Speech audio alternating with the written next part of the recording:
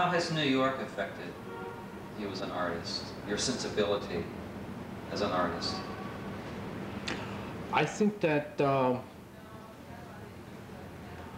New York has clarified me that, well, it's also 20 years more of painting. But I think it has clarified my thinking that painting is something about very specific. It's not about illustrating an emotion. You have to structure that emotion. You have to build a suspense into it. You have to show it how it happens. You have to also understand the psychological aspect that the onlooker participates and maybe finishes that suspense of that emotion. Your paintings are very large. There's a real physical presence to your paintings. There's a real physical presence to everything you. has to be my size. I mean, I feel comfortable because I like the long sweep of the brush because I use my whole body. I think it's, I also feel very comfortable in the very small paintings where it's just the wrist because that's very immediate, very direct. But I kind of believe that art should be made with one's whole body.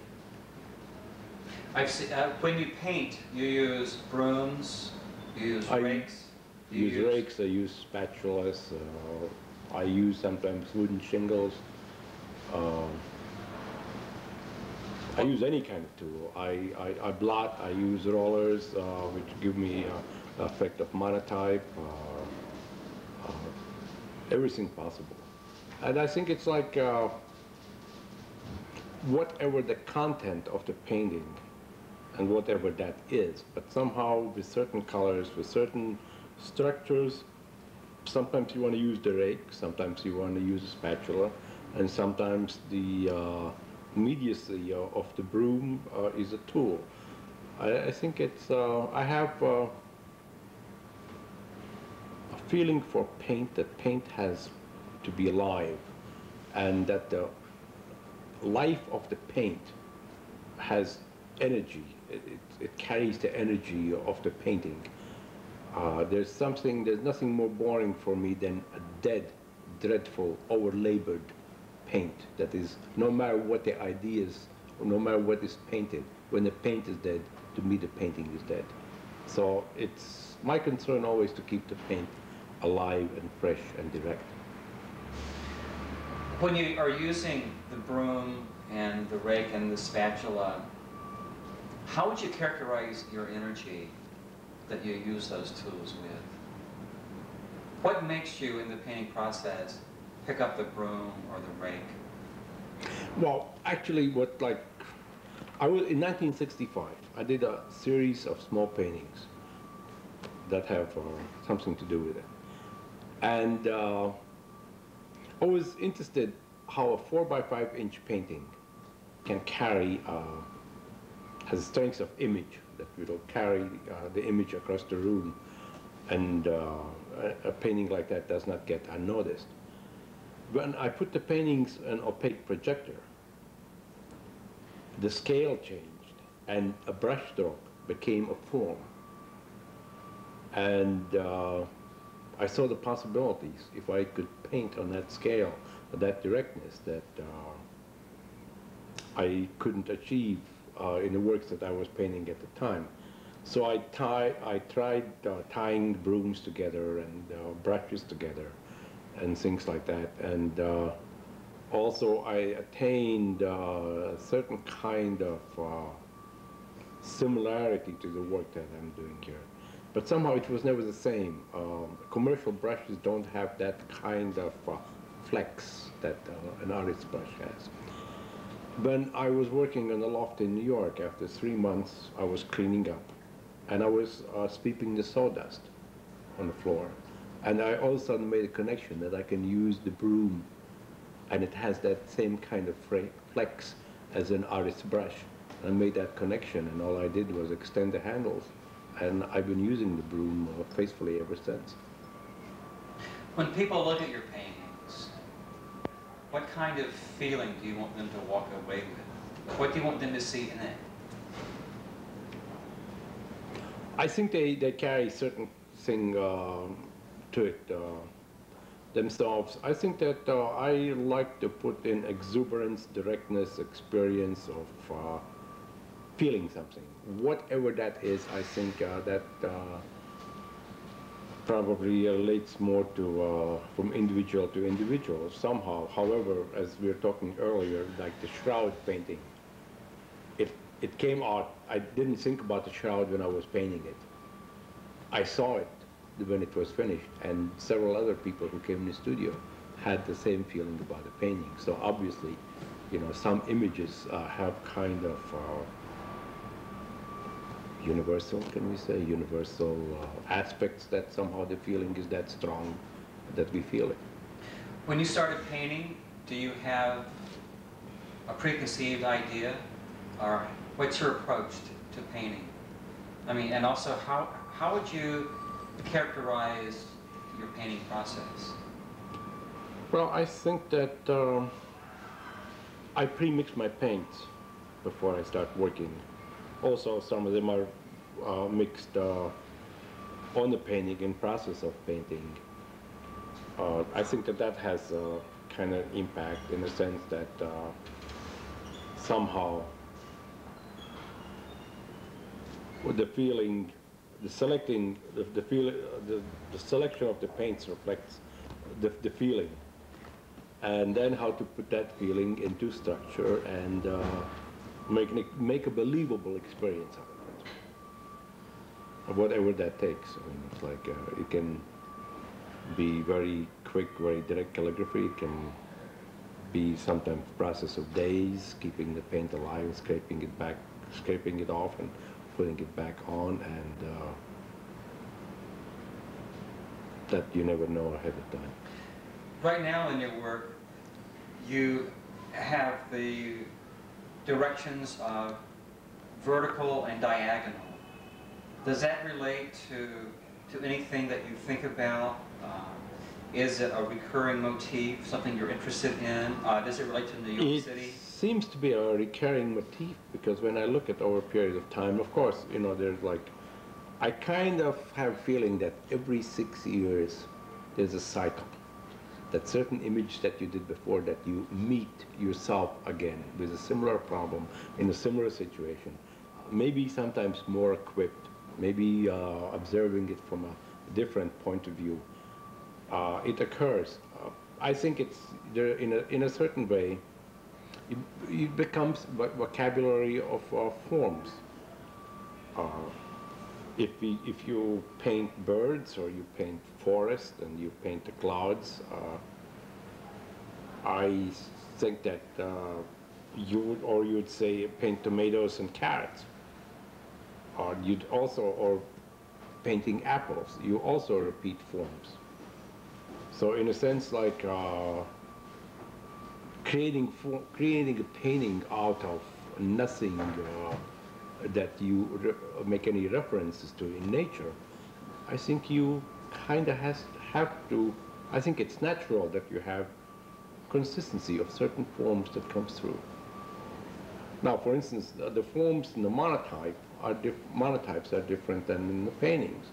The monotypes are also done somewhere else. It's a different kind of light. It seems like I'm very light conscious. And as I was shown, in 1975, I was hanging my second show at Allen Stone, and an elderly gentleman walked in, and he said, "Not is this only an anti-inflation show, but I can also see that the artist comes from the Baltic." And that really surprised me. How could this man possibly know that I came from the Baltic Sea? And he said, every artist who comes from the Baltic Sea is always concerned about light. You do your monotypes in Puerto Rico. Yes. And you do your paintings in New York City. How would you characterize to somebody the difference in the light quality of the two? Oh, the light is totally different. The colors, I mean, the beauty of colors in the Caribbean to the point it makes me so confused that I start out by just using black or white paper. But the light does have an effect. I can't really verbalize it. I think you just see it in the work. You see that it has, it irradiates. Also, a lot of my paintings, as in New York, as in Caribbean, when I think about it, they seem to be backlit. That, in a sense, that gives a certain kind of tension to the work, I think. If somebody asked you to characterize your feeling for paint that they see on one of your canvases, what would you tell them that is? I don't know if it's really anything that specific that I can say, not having a certain painting in mind. I definitely seem to have feeling for paint, for richness, for very painterly handling of paint, painterly effects.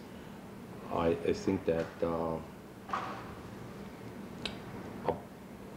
brush stroke becoming form has a certain kind of unexpectedness of power, has an element of surprise, has kind of directness, yet it has to be truthful, but it has to be always be, at least has to be a surprise to myself. Then it has life for me.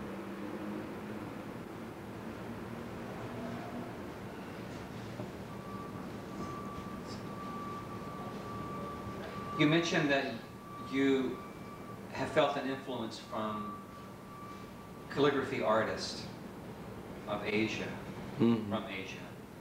Could you talk a little bit about that? Well, I think it's like it was in early 60s. I was listening to a Sunday afternoon concert, and there was an interview with Aldous Huxley, and he talked about Zen Buddhism, and I said, this is what I've been thinking about. This is what I have noticed, that even so I would develop a painting in different stages, that one stage never had any consistency with anything previously done, always did a new painting, and it somehow encouraged me. It gave me something to think about. It made me more comfortable to something that I had suspected by myself. It encouraged me. I started to look at more. I became very aware of calligraphy. I started to look at calligraphy, and then I think, for instance, I think a ticking off influence was the calligraphic drawings of Mark Tobey, because there was a Westerner who had understood and that discipline, and understood that what that was all about. And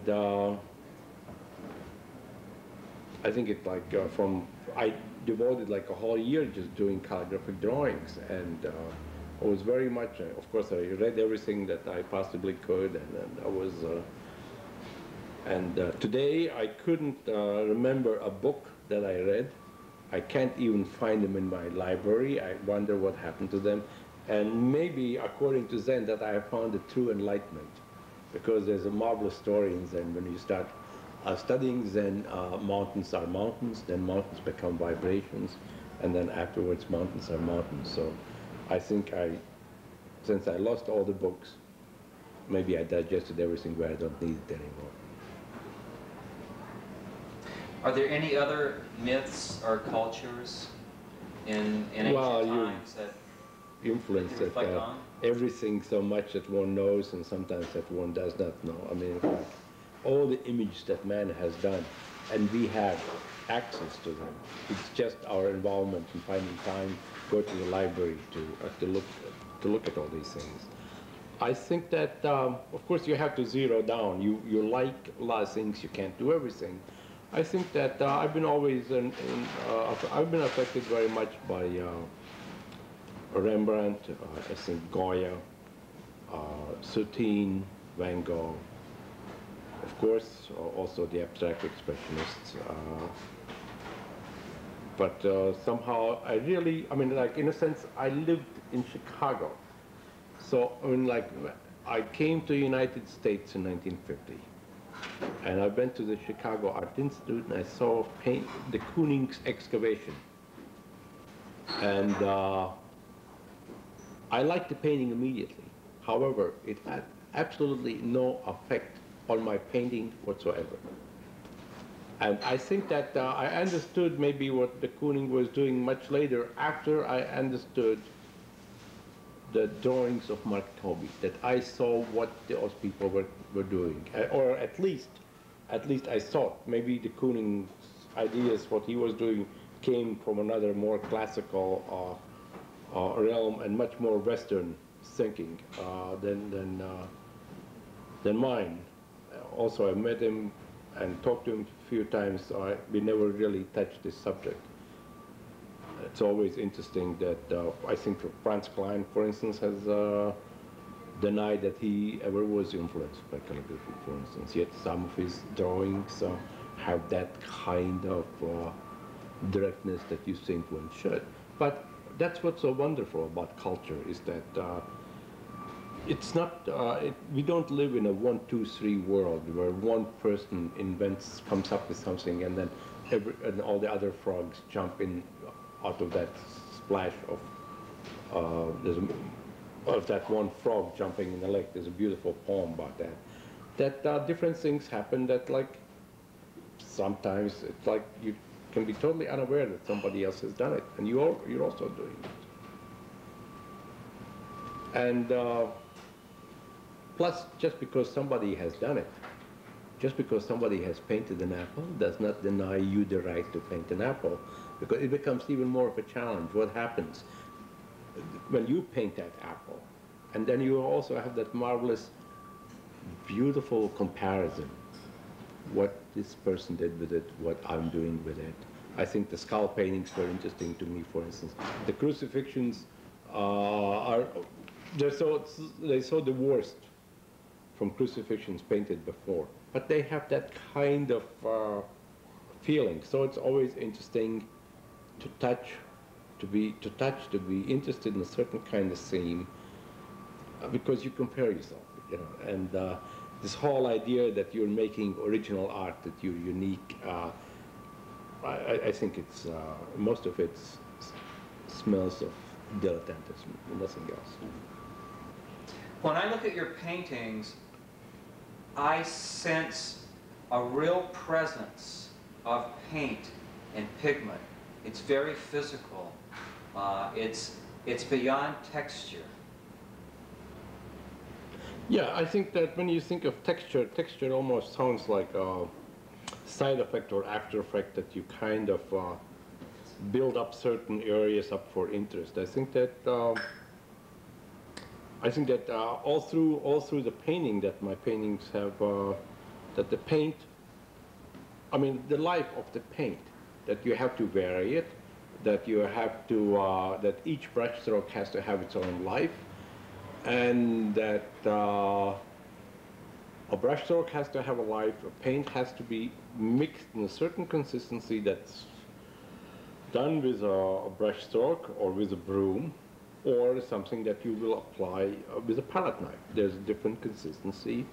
I think it's like, yes, I think it's, I have great concern for that paint does have its, has its own life, and it retains either its fluidity or its concreteness. When you're painting, you must feel physically connected to the pigment, to the paint, because your paintings are so physical.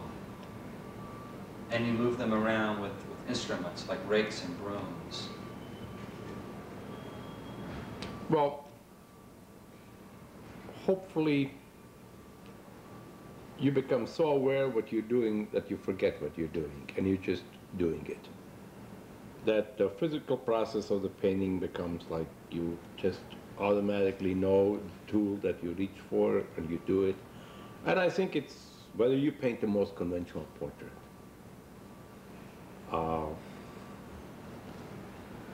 There's always all these elements of chance. At what point you decide to put a highlight on a cheek, for instance, and how pink or how cool should it be? I think it's something that, like, I think it's like your best connectedness with the painting is when you don't think about the painting, when you just do it. And then it somehow comes out like natural and with some the kind of integrity that you want to see when it's finished. You're using a lot of black right now, and that black comes across as a very strong color. Yes, I have, and somehow it doesn't feel normal for me to have a painting without black. And I sometimes arbitrarily set up a painting where I'm not going to have any black. And I think the painting behind is that kind of a painting. And but I always wind up using another color, like in this instance green, dark green, which does have the same effect as black. And maybe it's a bad habit, but I love the colors. Why do you think a person makes images, creates paintings, creates monotypes, creates sculpture? What motivates a person to be an artist? It's probably a curiosity. I would say that it's curiosity what happens if you do that. Because you know what happens when you don't do it. Nothing. I think it's like without making images, life would be a very boring one. I think there's time to relax and have a glass of wine, but like it tastes much better after you have done something. Even if you failed at doing that, somehow it feels, you feel righteous about it, that you did something that was positive. I always think that man is made to make images. If you were to give a description of your overall attitude or philosophy about art and image making, what would you say? Even if it takes 5 minutes to say it. Oh, let's hopefully shorter than that. I think that it's always the most difficult thing for me to, I mean, like after putting down something very direct, there's always the element of suspiciousness, just because it came so quick, that it can't be any good. And I think that's part of coming out of Judeo-Christian background and with sense of guilt and sin and all those crazy things. But the Orient constantly teaches me that it's possible, and I constantly have to refresh myself to make it believable. But I'm always very suspicious of what I do. And I mean, I know when it's not about quality. I think it's like, I think the thing that I look for when it's honest. Why do some paintings take longer to create than others? Some happen very quickly, and some are labored on for years. I think that God doesn't throw his gifts around. You know, just from time to time, you get a smell of one. In the course of a year, how many paintings do you find that you're satisfied with? Well, I'll tell you, Harman Cherry called me one New Year's Day and said, "I wish you paint one good picture this year." And I said to myself, my God, what does he think of me? Am I such a klutz that all I'm going to do? The more I start to think about it, you know, how many good pictures you paint. And I think that every year, maybe there's one or two good pictures and the rest of them are it. And I think there's a body of work where every 20th painting has a freshness, has a directness, has something that maybe at the time you might not be even aware of, that has more than what you were aware of that you were putting in. And the rest of it is like you have to, after a painting like that, you have to regroup, restructure yourself again, and it becomes hard work because otherwise you'd be just flirting with yourself, imitating the same thing what you did, especially I think in terms of gestures. I think it can be, that gesture somehow has to be deserved. You have to deserve to put it down. You have to, it has to come from somewhere. I mean, it's like, and I think when it comes out of,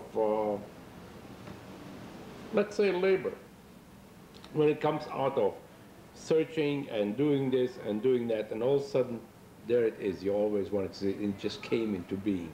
And it only comes into being if you have done that work for it to come into being, where you, at the proper time, you know how to release it and how to do it. It just doesn't happen by itself. What's the most exhilarating thing about being an artist? When you get paid. And what's the most frustrating thing? When you don't.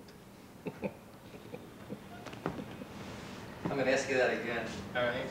I want another answer. Although I'll use it. I'll use it. Look, the greatest art of painting is to get paid. That means that your image was so convincing that someone had to take out their wallet and part from their money, which is not the easiest thing for humans to do. And as an artist, you always have to buy paint for and canvas for the next picture. And you have to get paid. What motivates an artist to paint that next picture? Obsession. With? Art, images, what happens when you do it, curiosity. I think most people paint out of curiosity. What happens if I do that? What happens if I use that black? What happens if I use that gray? And I mean, that's enough problems to keep you busy for a lifetime.